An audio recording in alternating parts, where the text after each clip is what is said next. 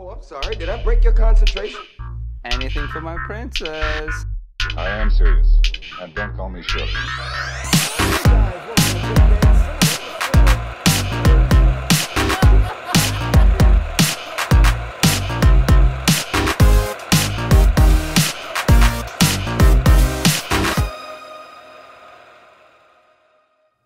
Big Bang Cinema! It's a film show. Slow when Yama. It's Anyway, the film. Okay, yeah, that's enough of that. Okay. That's enough. Anyway, guys, welcome to Big Bang Cinema. My name is Isaac, the ingrown hair Anderson. I'm sorry, that was really funny. Okay, and who's this over here? This is a little change of pace. I'm Kate, no nickname Britain. Oh, very nice, very nice. They call me One Take Kate, but... One take, Kate? Well, you're going to have one take this time, I guess. Because you're straight live. I mean, 6 people are watching you right now. You're legit. Hey, I know them. You probably do. But anyway, guys, thank you so much for showing up. I mean, for real. Also, Tyler unfortunately couldn't be here, so Kate's filling in. So if you don't know, this is a show where we talk about movie news, movie reviews, and everything in between. So, Kate, thank you so much for being here. Without any further ado, I think it's time to get into our movie news. I think we should do that. So, just like the intro, like not bad singing and whatnot, but like the tune you probably recognize That from was The Lion King. Grammy-worthy. Come on. That was So, Grammy-worthy. yeah. So The Lion King has actually come out with a live-action trailer. It's directed by Jon Favreau. It just came out a few days ago. So, Kate, what did you think about the trailer? Well, I think it was interesting because it was a shot-for-shot, like exact same as the original Lion King trailer, which I thought it was really interesting that they did it. I mean, I saw a comparison video and it was literally shot for shot with the original animated version. But it was exciting. I didn't think baby Simba could get much cuter, and there he is being all cute again. Oh yeah. But I'm really excited. I think the thing I'm most excited about is the fact that James Earl Jones is back as Mufasa, because no one else can be Mufasa. Yeah, it's kind of selfish of me to say, but I'm glad he hadn't like died or Oh anything yeah, like me that. too. I love me some James Earl Jones. Jones. Like, I mean, he sounds very old now. I mean, if you listen to him. But for one, I will go see this. I will go see this movie. I'm very excited too. Like looking at the trailer, like you said, it was like shot for shot kind of thing.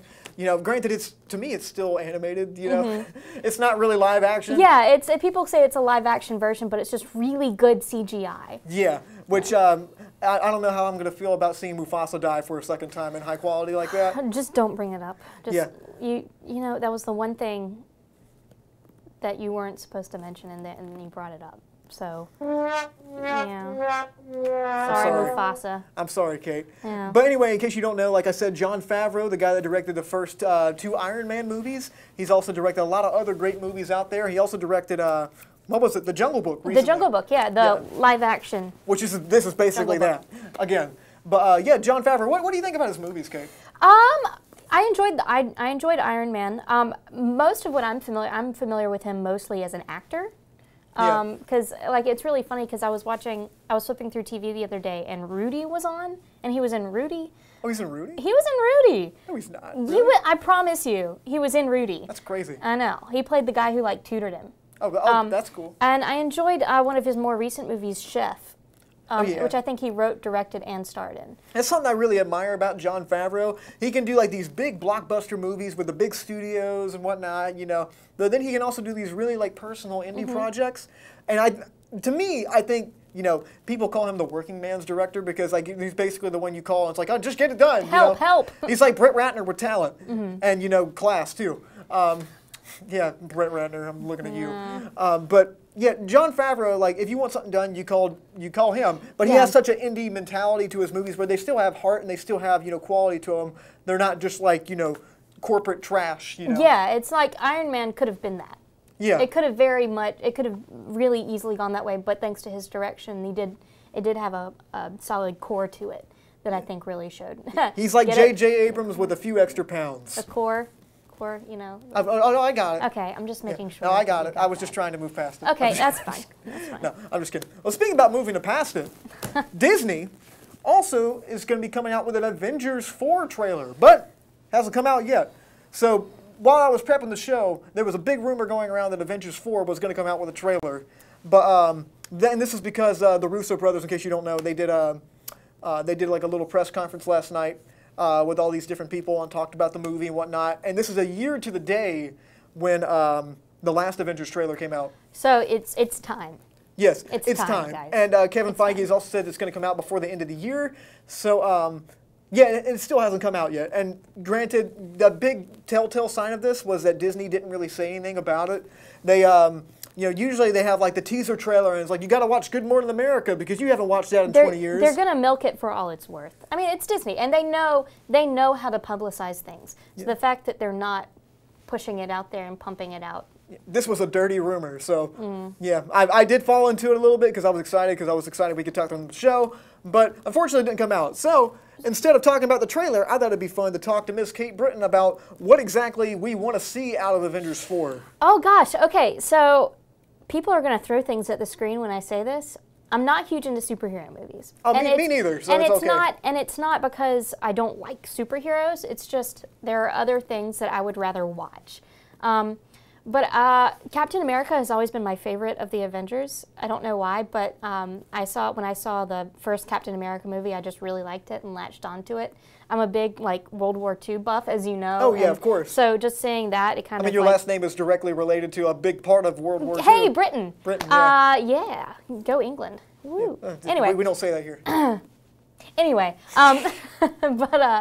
but so I'm just curious to see, because I know that they've said that this is for the main actors, that this is their last one, right? Mm-hmm. Is that what at least their contract as far as their contracts have stipulated? It's the end of their arcs and it's the end of their contracts per se, and it's also their characters have gone on for the better part of a decade, so it just makes sense for them to kind of close that chapter and let the other kids go. Yeah, I'm just curious to see how it wraps up and how they move forward from that. Yeah, I'm like you. I'm much more of an indie film kind of guy. I like the art pieces. I like kind of the people that do really cool and creative things. These blockbusters, I do enjoy them, but I don't crave them. Tyler's more of the guy that really likes these blockbuster movies and gets really into them. Yeah, yeah. But I see them so I can figure out what I like about them, and it's a movie. Yeah. It's popcorn movies. I want to be entertained. Yeah, it's popcorn. So that's what I want out of it. Is I want to be entertained. Yeah, and the big thing with me, I really liked the last Avengers movie. It was really, really awesome, and the way they ended it, in case you haven't seen it. So spoiler alert, in case you haven't seen the movie that everyone saw in the world. Or if you have just not been on the internet. Yeah, but let's face it, if you haven't seen it yet, you're not going to. But yeah, half the people in the universe die, and basically all that's left of our crew that we're following around is the original Avengers crew. Which I like the fact that they cut out all the new characters and just let our original people that we know. Well, it's like getting rid of a little bit of bloat, Yeah. It's like, okay, let's follow the core. Let's follow our core group. Yeah, I know, when there's 67 characters in the movie. Now, don't get me wrong, I love Spider-Man, all that kind of stuff, but I'm glad that this last hurrah for these characters isn't muddled with the other things that they just introduced not long ago. I want to see the characters back to basics. I want to see them do the last hurrah for all these characters. And I'm really curious to how they're going to do it. I literally don't know what they're going to do. I imagine Captain Marvel is going to be involved somehow, but the fact that nothing has really leaked is, I feel like it's fairly impressive. Yeah, and also the goal of the directors, the Russo brothers, to end a movie where everyone dies in the end, and the hero and then you go, where do we go from here? Where do we go? Yeah, no, the heroes don't win at the end of that movie, but granted, they're probably going to win at the end of this one. You can imagine. If they don't, there are going to be a lot of really unhappy people. Yeah, so I don't know when the trailer's going to come out, but I'm looking forward to it. This is one of the most anticipated movies for me this coming year. I'm just excited to see where they're going to go and see. This whole experiment, this is the first time somone's ever done this successfully, I'm not going to name names, DC, but other people really haven't done it that well, Did they say anything about a release date? No, this was totally fanboy speculation. Okay, well. But we'll find out. Usually, trust me, we'll know. It'll be all over online. Score 1 for Disney. Score everything for Disney. fanboys. They own the movie market. They do. But speaking about owning the movie market, this is what I think this is more our speed. Kind of A24, the biggest indie house of them all right now, just made a deal with Apple streaming services to make original content for them. So, is it bad that when the Apple logo came up, I really wanted it to be like the startup sound for a Mac? Oh yeah. Dun. Well, no, there's nothing bad about that. Okay, but anyway. Yeah, Apple streaming services. I've never gone to the streaming services. I have Netflix. I never watch it. So I partake in most of the streaming services. I have a Hulu subscription. I steal my parents' Netflix subscription. Most people steal it. Yeah, So. I And use like in a that, quality and way, like don't worry. and like Amazon Prime and HBO Go. So I partake in all of these, you know. Oh yeah. So I partake in all of the streaming, and I find it to be really, really convenient, and I like the convenience of it. Yeah. Now, that being said, so I mean, I don't know. It's Apple.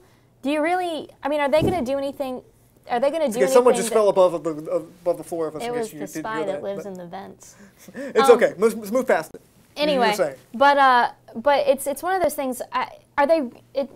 Apple is known for their innovation. Are they really going to bring anything to it that other streaming services haven't already put forward? Yeah, I'm kind of with you on that. Amazon has been coming out with some really, really cool original content. Hulu's come out with some really awesome stuff. Netflix has had some really awesome films. I mean, one of my favorite new shows of the past year was The Marvelous Mrs. Maisel, and that was on Amazon. And you know, I never suspected to be like, I love this show. It's on Amazon. Yeah. You know, it's like, wait, what? Yeah, and Netflix is a really kind of like, it used to be like a dumping ground for like pretty much any movie that wanted to be put up there. But now it's like really quality. It's really quality. Like they give indie directors so much reign to try to give them to do something really cool. The Stephen King adaptation Gerald's Game was really awesome. If you guys saw that. And then you have on Hulu Castle Rock. Yeah, which exactly. is yet another. Everyone's got like all these really, really cool things, but no one's really powered up. Got with such like a powerhouse like A24, you know. And so I feel like this really, I mean, I'm curious to see what happens because like I said, I don't know what exactly they can improve upon, like that's specifically. my problem, yeah. But I'm curious to see what they do. If they bring something new to the table, then I'm definitely in. But yeah, the biggest thing with me is that like we're approaching a time where like there's every now and then the industry changes.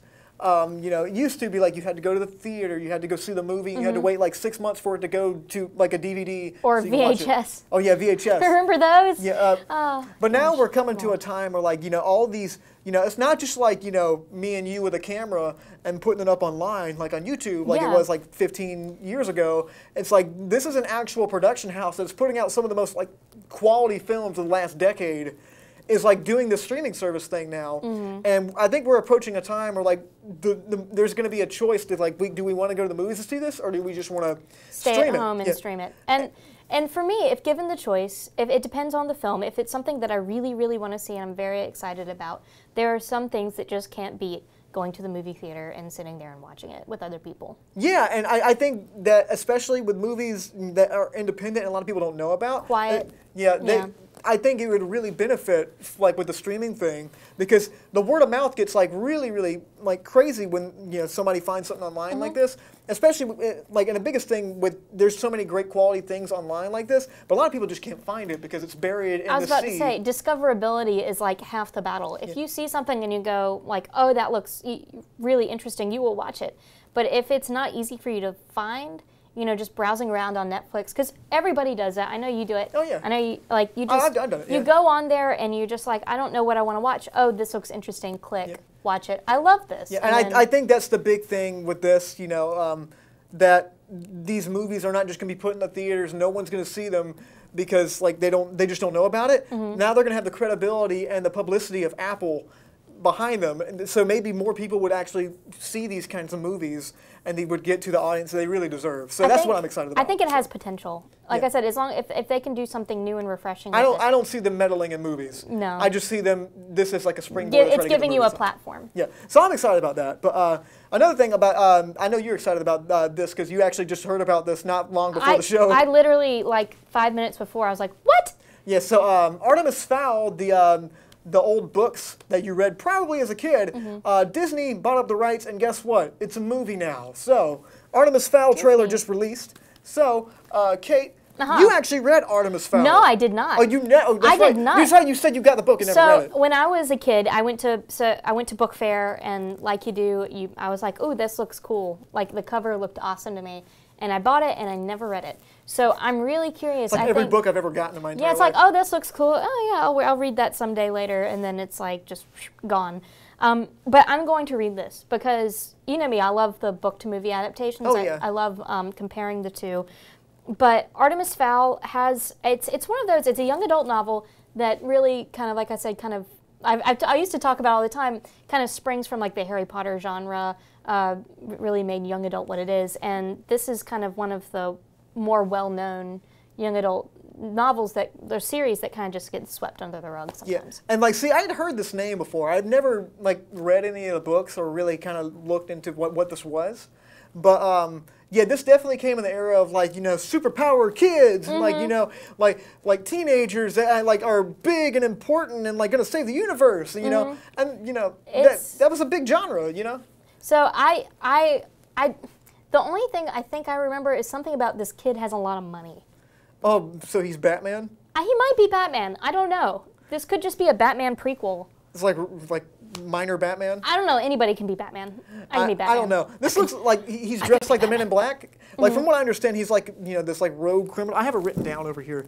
Like he's like some sort of like criminal mastermind. Okay, yeah, I know he's like some kid genius. Yeah, he's like a kid genius. He goes around with like some assistant and he like fights in the underworld, I think. So he has to have money if he has an assistant. Yeah, I've seen these books around. Yeah. But I believe the author's name is Aaron Coffer or Coffer or something like that. Ian. Ian.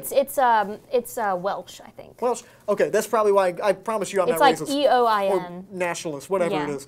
I don't hate people.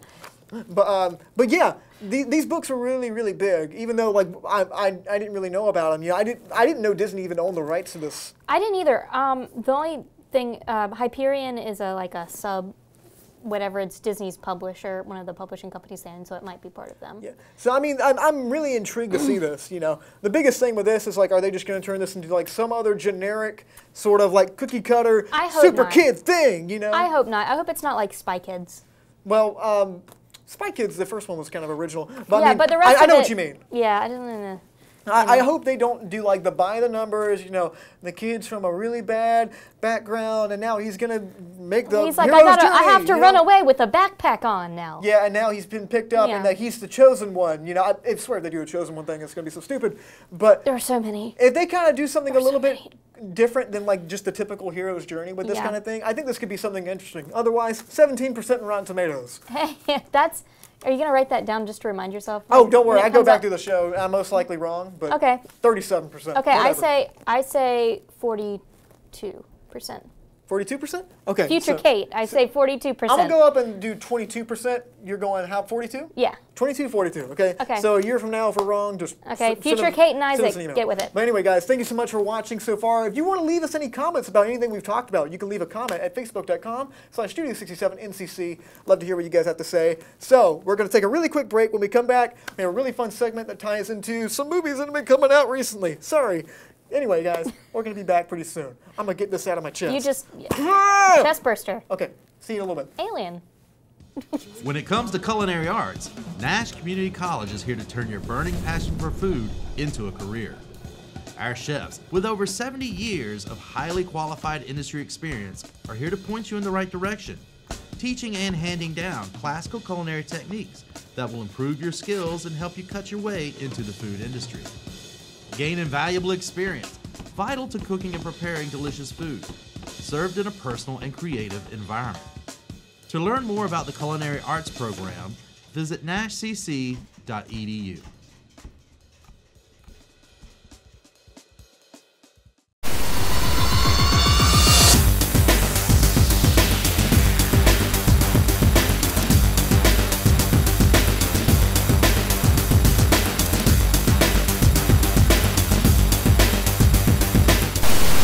The Nash Community College Betsy B. Curran Child Development Center provides superior early education for children ages 6 weeks to 5 years. The 5-Star Center is a model training program for college students serving as teacher assistants.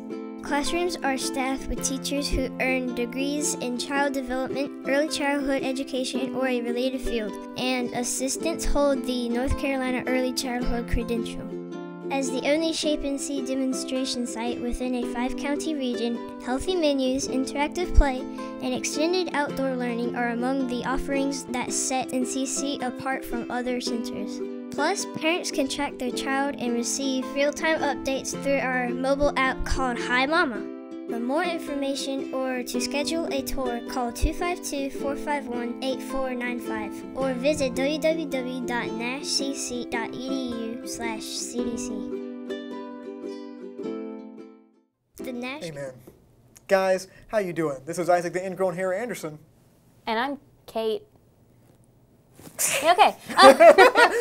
Guys, recently there's been a lot of movies that are trying to either do sequels and or movies that take place before popular movies that you probably know. These are called prequels, and most of them suck. So I thought it'd be fun to do a segment that I hope will be a recurring segment on the show. And It's the origin story. no origin story. Those never work out well. An origin story to the segment. Okay, that's now this is going to be trying called. to tie it in. It's like why this doesn't cut it. And today we're That talking about didn't work. prequels. So It didn't work. It didn't work. It didn't work. It didn't work. You didn't tried. work. I You know. tried. Like a lot of these movies, you tried. I did. Okay. Yeah. So this is the first edition of why this doesn't cut it. And yep, the topic is prequels. And Cut it. cut it out. Yeah. Thanks. You're welcome. Whatever his name was. Joey. Yeah. Whatever. Dave Coulier. Yeah. But anyway, I thought it'd be fun to kind of go through 3 points and kind of really drive them home. Kind of why specific things don't work. And specifically today we're talking about prequels. And I've come up with 3 things. You can agree or disagree, Kate. Okay. On why I think these kind of movies don't work. But without any further ado, I think we should go right into it. Okay, I'm listening very intently. Okay. The first reason why I think prequels most likely don't work is they rely too much on references and nostalgia. I okay? agree. Okay. So Yeah. examples. Okay. Han Solo movie. Oh. So this came out not too long ago, and granted, this is not a movie that pretty much anybody was looking forward to. Not even the people in the movie were looking forward to this film. Which is sad because it's a good cast. Yeah, I enjoyed the movie Yeah. too, which is really weird. But this movie relies really heavily on like the things that you know and recognize of Han Solo, and that's a really big crutch. Without that, the movie really wouldn't work. And You want something that brings something new to the story. Yeah, but like when it brings too much new, it's not the story anymore. So you kind of have to have these things in there, but they become annoying. Same thing with the Hobbit movies. Do you like the Hobbit movies? No. Yeah, me neither. They had that bad problem too of bringing things back up and bringing characters back up. And it's just sad because The Hobbit, I mean, those are my people. So. Yeah, and I got that because short. Yeah. So also our favorite prequel, Star Wars prequels. That's pretty much all those movies are, is just basically references to all these other kinds of movies or throwbacks. Remember this? Remember that? But like not in like a stupid Disney way, but like in an even dumber way. Now, granted, this does not mean they're bad movies, but pandering. Pandering. That's pandering to your audience because you're not confident enough in your story and you want to put things in there that will, it's basically like shining a shiny object in front of a cat. Okay. But that's enough about that. Number 2 is Okay, I'm giving ready. too much background on things that really people don't really need to know. I also agree. Okay, so specifically, like in this photos right here, we talked a little bit about Fantastic Beasts 2. Kate, I don't think you've seen Fantastic Beasts 2. I have not yet. So I'm I'm- going to, but if you want to, no, don't spoil it for me. I'm 'cause then not you gonna spoil it spoil for it. other people. I'm and- going to say who this character is. You can probably... Oh, I know that. I know Okay, that. I know so that. in case you don't know, this character right here is Nagini. Remember Nagini? You know? From the movie, you know? That's my snake. So, yeah, so they tried... It's been a long day. No, It's been a long I day. understand. So they try to basically give Nagini this backstory of like Nagini's a hot Asian woman, Good for and, her. And there's a line in the movie that is just cringeworthy. You'll see in the review that I made later if you want to see that. But yeah, why do we need to know Nagini was a hot Asian girl? Why does she need to be a hot Asian girl? I don't know. I get why they did that. They want us to care about these kinds of things and give us a little bit more background. Same thing with the Star Wars prequels. They try to give us way too much background, like, Anakin was really just the pouty boy from the beginning, No, so bad. Like, he was just a bad I egg hate from the them start. all. I hate them. I killed them all. Yeah, and do we really need to know that, Like like, animals. I don't think so. But also, in Prometheus, do we really need to know where the aliens came from? No. Do we they're- really need to know like that there's an android that was just mad at experimenting and that's how the aliens? Why can't they just exist? Well, and it's one of the things because I loved Prometheus when it came out. It scared the bejesus out of me. Oh yeah. It did. It gets a lot of bad flack. I like the movie. I enjoyed it, but I love Alien. You know this. It's one of my favorite films ever. And I like Alien and I like Aliens, and I like them both equally because they're basically two different genres. Yeah. But the more you see the alien, the less scary it becomes. Yeah, and the more you know about the alien, The less scary like it is. I don't want to see like an alien, you know, like his dad and like you know. It's like, going hey, around. son. Yeah, well, I mean, David's basically the father to these kinds of things. David's gonna go play And, catch with yeah, the it's so baby dumb. alien. And like I don't want to know about that, and they're much scarier when you don't know anything about them. And it just goes like that all throughout these kinds of series. But that's a big reason why I think most of these movies don't work. Yeah. And the last, but definitely not least of the problems of these prequel movies is these are stories that no one cares about. Fair. That's fair. And, you know, it's one thing I always learned. So I took a screenwriting, playwriting class in college, but it's very similar. But the key is to have characters and stories that you care about. Otherwise, no one's going to want to watch it. Yeah. If no one cares about the character, they're not going to want to watch the story. They're not going to want to know how it ends. And that's that's probably the biggest fault out of all of these, okay? So, because, tell you the truth, I don't care about seeing, you know, taxation routes back in the old world of Star Wars, you know? I just want to see them blow up the Death Star and Luke Skywalker. I want to cheer him on going down, you know? Yeah! That's what I want to see, you know? Luke. And I don't care about, you know, Ezra Miller and Hot Asian Girl going around the 1920s back in the, you know, and Dumbledore's there. I don't, like, that's not something I care about. I don't care what Grindelwald did. I know he's a bad guy. Do I need to know that, like, you know, he was just, you know, he was just a lovable dude that Dumbledore was just really tight with, and like that way. I do have one quick question for you concerning prequels. Okay. And I believe we've talked about this before. Dumbledore, his fashion sense, it changes. Yeah, he goes from three-piece Three-piece suits to really jaunty, sparkly gowns and hats. Oh, he had to So- represent, you know that. Yeah, I know. But, it's just, But also, like the Hobbit movies, like, do we really care about the battle of the 4 or 5 armies? there are lots. There are more than 2. Yeah, even though there's Hobbit 4 in the there, battle of more than I think it's 2 the 5 armies, armies. but there's only 4 in the movie, which is really weird. And the clones. Who cares where they got the clones? That kind of ruined it. They You had know, to I retcon completely that. forgot about that. Yeah. I'd completely forgotten about the clones. You know, George Lucas intended those to be like the stormtroopers that you see in the In like the the original movie. movies, but they had to retcon those because it's like, oh, that's stupid. You know, along with like 50,000 other things. You know, Yeah. nobody cares about that because it really doesn't matter. Sorry, guys. Why can't we to me, what makes a story great is when a story is allowed to flourish and it's allowed to kind of go and kind of sit with you for a little bit and have an impact. When you know too much about it, it's not as exciting, it's not as engaging. If So- it's something that you're going to keep thinking about, you Yeah. know, for days, months, years to come. Yeah, the more you dig into it, the worse it becomes. But yeah, that's my opinion on the why prequels don't really cut it. If you guys have any opinions, if you think I'm wrong, you think I'm right, you think Kate's a pretty good host and she should be here all the time, you can leave a comment at facebook.com/studio67ncc. Love to hear what you guys have to say, and thank you so much for watching. And let us know what other things you want to say. Don't cut it. Be you know? gentle. Please. Be gentle. We have sensitive, pale skin. Yes. Guys, thank you so much for watching. burns easily. So next week on Quick Flicks, we're reviewing Creed 2. So that's going to be really interesting. It's actually a sequel, not a prequel. But, anyway, guys, thank you so much for watching. My name's Isaac Anderson. I'm Kate Britton. Stay lovely, guys.